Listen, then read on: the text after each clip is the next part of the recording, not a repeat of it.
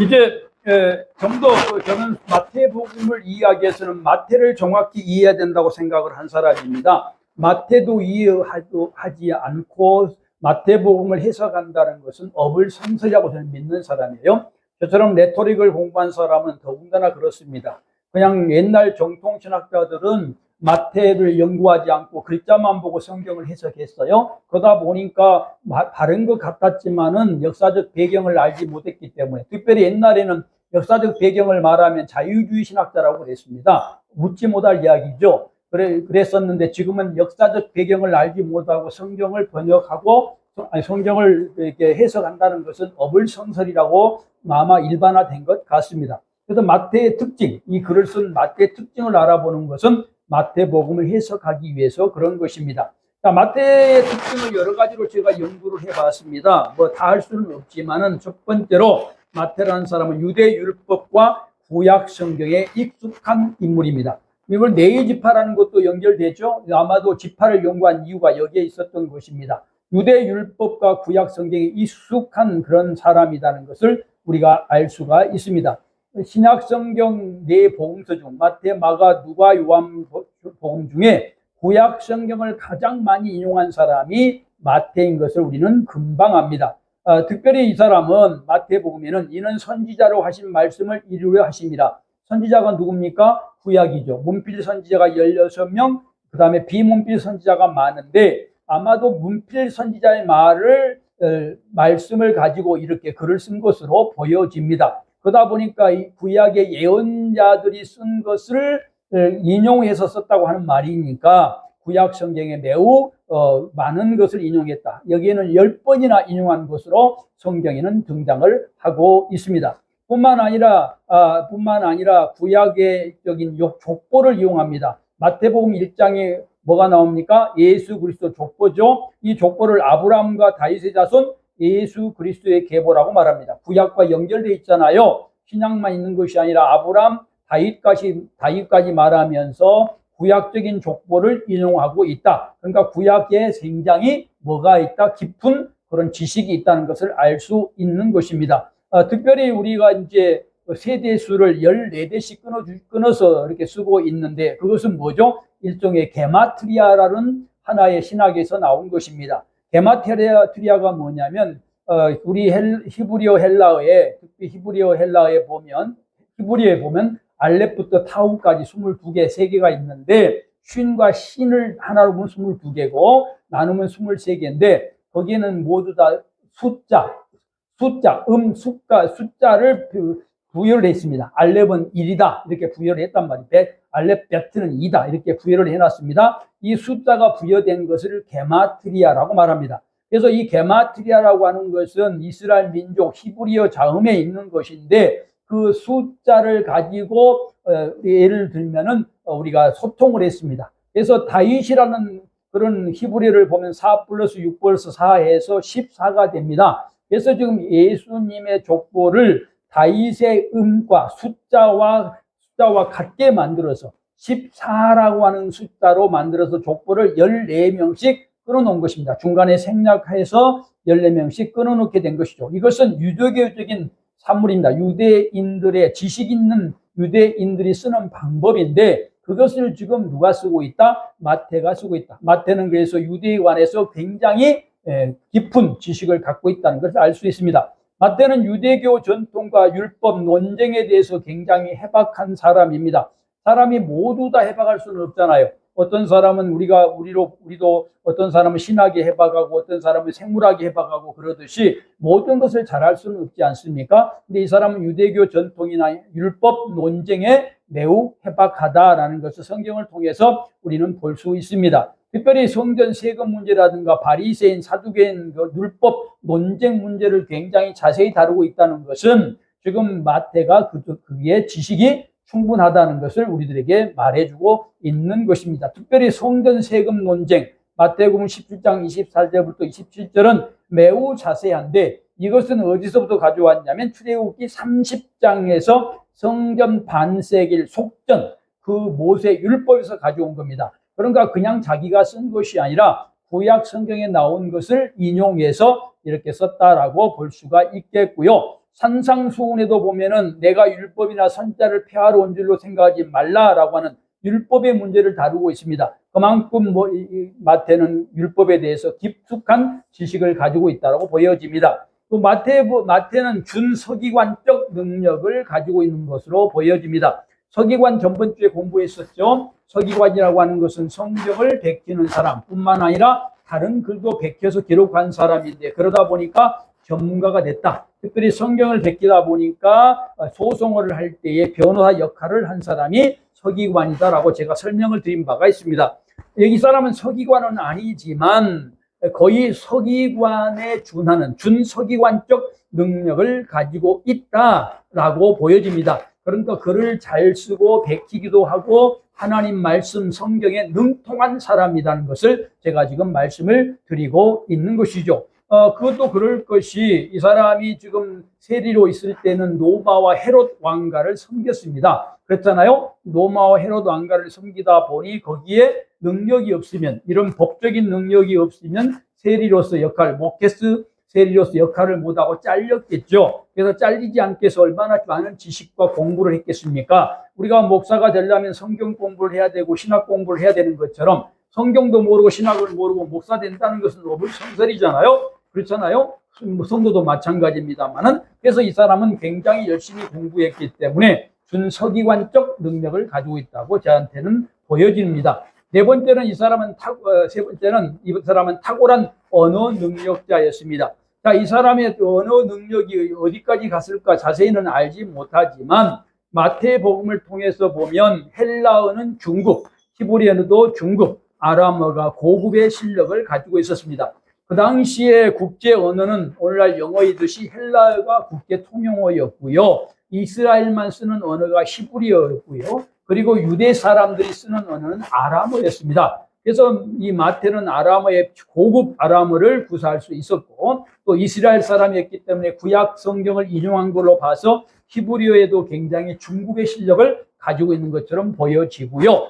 헬라어라고 하는 것은 국제어였기 때문에 이 당시에 로마의 황실과 연결된 사역을 했기 때문에 헬라어도 탁월했던 것으로 보여집니다. 어떻든 간에 이런 탁월한 언어 능력을 가지고 있었다. 최소한 3개 국어를 구사했다고 보여지는 것이죠. 제가 그 구사한 것을 자세히 써놨습니다. 헬라어 구사의 능력, 고도의 행정 문학적 세련미가 헬라어, 지금 마태복음은 헬라어로 기록했잖아요. 거기에 고도의 행정 문학적 세련미가 느껴진다. 다른 성경에 비해서 헬라어가 굉장히 세련됐다. 그것도 그럴 것이, 아까 뭐라고 그랬습니까? 로마 황신과 연결되어지려면 국제 통용을 써야 되잖아요. 오늘날 여러분들 영어를 못하면 어떻게 되죠? 세련된 그런 통화를 못하잖아요. 그러듯이 그 당시는 헬라어를 못하면 그런 로마와 연결된 사역을 할 수 없었겠죠. 그래서 상당한 세련된 헬라어를 하고 있다. 그 세련된 헬라어가 어디 나타나요? 마태복음이 나타납니다.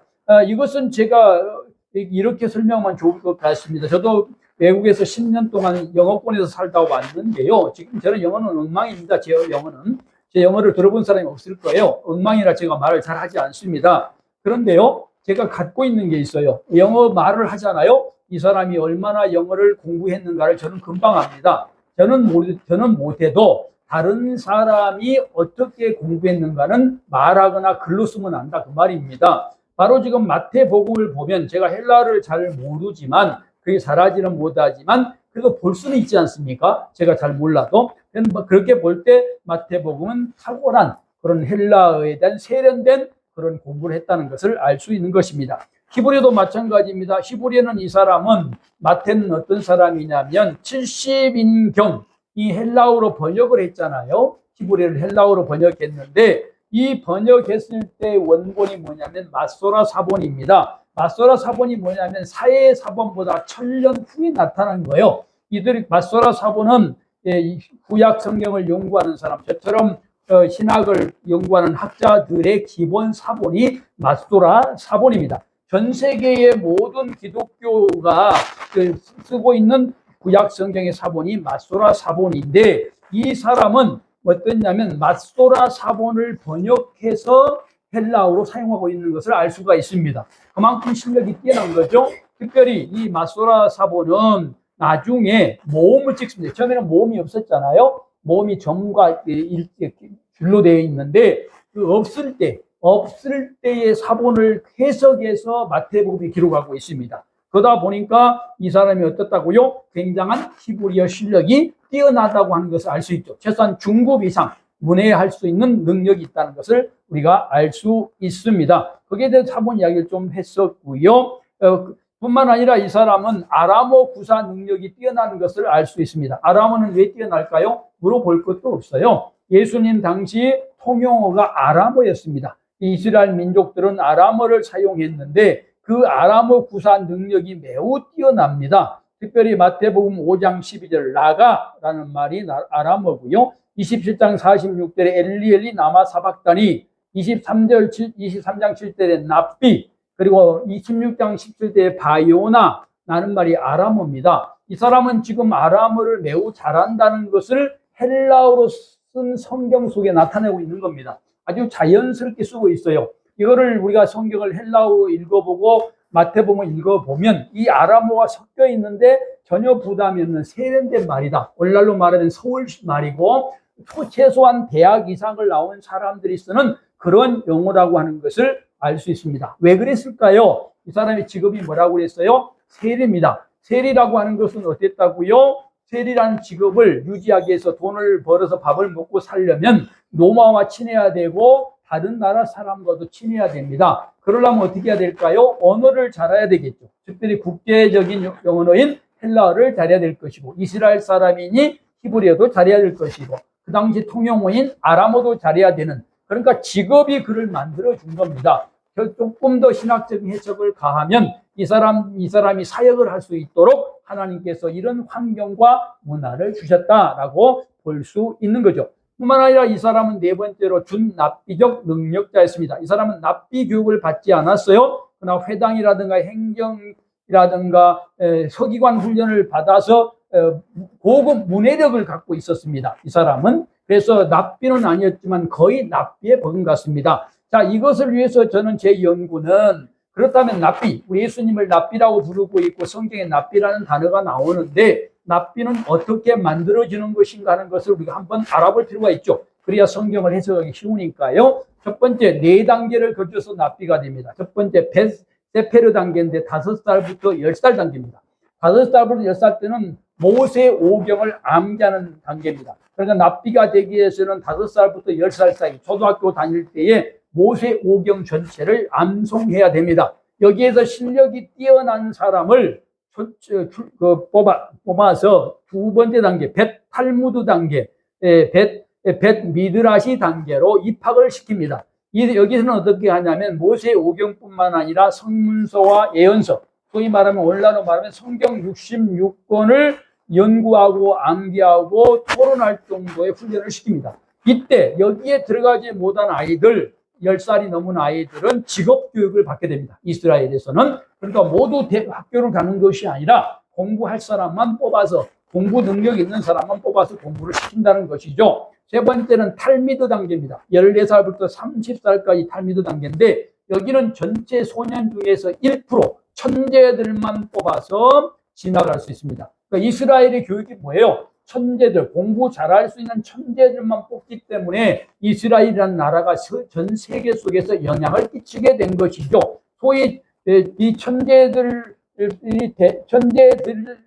뽑히면 3단계 교육을 받는데 그게 유명한 사람이 누굽니까? 가말리엘 문화에서 공부했던 바울입니다. 바울이라는 사람은 지금 3단계 탈미드 교육을 다 받은 거죠. 그래서 천재로 뽑혀서 상위 1%로 뽑혀서 가말리엘이라고 하는 유명한 그런 학자가 돼서 공부를 하게 된 것이죠. 이때가 지금 탈미드 단계입니다. 여기 탈미드 단계가 끝나면 30살이 됩니다. 30살이 되면 면접을 봅니다. 면접은 누구가 보냐면 가르친 그런 스승뿐만 아니라 옆에 있던 다른 스승이 한꺼번에 면접을 봐서 합격을 하면 이제 어떻게 돼요? 나중에 30살이 되게 되면 납비로 임직을 하게 됩니다. 그러니까 15년의 훈련을 받아서 납비가 되어지면 이 납비를 세미카라고 하는데 안수를 한 다음에 그가 스승이 되어져서 제자를 뽑고 가르칠 수 있는 자격이 생긴 겁니다. 이것이 납비예요.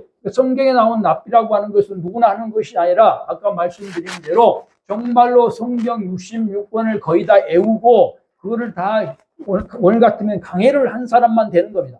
이거를 목사로 생각해 보세요. 목사가 뭐 해야 되겠습니까? 성경 66권을 다 강해내야, 외우지는 못하더라도 전체를 강해하고 성경을 해석할 수 있는 능력이 있어야 되잖아요. 이런 사람만 납비라는 말을 칭했다. 그 당시는 성경이 중심이었고 신학이 중심이었으니까 그랬다라는 것입니다. 그래서 그 납비라는 단어가 성경에 나오는데 그거는 그냥 쓴 말이 아니라 이러한 이스라엘의 발전을 위한 매우 중요한 직분이라는 걸 알 수 있습니다. 정말 그렇게 천재적인 능력이 없으면 직업 교육을 받아서 다른 직업을 갖지만 가장 천재는 납비로 세워서 하나님의 법을 해석하고 하나님의 법을 가르칠 수 있는 그런 직분을 부여했다라는 것을 우리가 알 수 있습니다. 이스라엘이 크게 발전한 이유가 어디에 있는지 우리는 지금 이것을 통해서 납비를 통해서 깨달을 수 있는 것입니다.